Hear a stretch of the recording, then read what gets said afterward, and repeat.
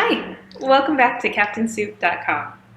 Today we're going to talk about what keto is exactly. So many people have questions about it. Many people think it's a new thing. It's not, it's an old thing. So let's discuss why that is. The ketogenic diet is becoming very common today in medical practices, namely because it's an extremely efficient way of balancing blood sugar and reducing inflammation, two roots of many forms of disease. It also is comprised of a lot of fat, and fat is actually the food of both the immune system and the nervous system. So if you have a disease in the immune system, the nervous system, you need to rebuild that tissue, that's the diet for you. This is a really good way to go.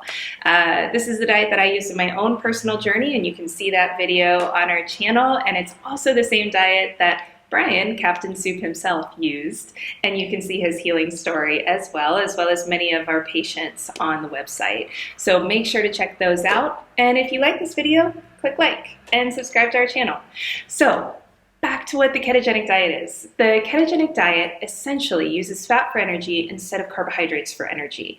Now the human is very unique. We can use either form. A lot of animals, say cows, horses, gorillas, they only use ketosis for energy. We have a choice. We can use glucogenesis, which is operating off sugar for energy, or ketones, which is operating off fat for energy. Now, both are perfectly healthy for us, and we can do both lifelong or intermittently. We can switch between glycogenesis and ketosis season to season, or we can stay in it our whole lives, as many traditional tribes and cultures did. This is one of the few diets that's safe to do lifelong, but it's not something that has to be done lifelong if you don't want to. It's a choice, which is always nice in this arena.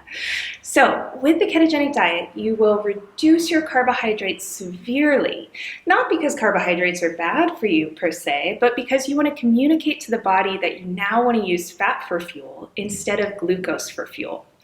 Because most of us have been raised on a glucogenesis system and mostly eating carbs for energy, we really have to make that communication quite clear to the body that we want to function off ketones for energy instead of glucose. So to do that, you want to reduce your carbs to about 20 grams per day, depending on the individual person, right? And your fat would go up because now your main fuel is fat. Now, if you're severely overweight, if you're severely obese, you don't have to go extremely high fat because your body can use your own fat stores for energy, which is why a lot of people use this diet for weight loss.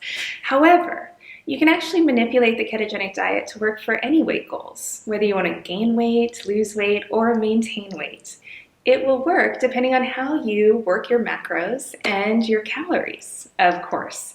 So if you want to gain weight, you go very high fat. If you want to lose weight, you go moderate fat, and you always keep your protein low.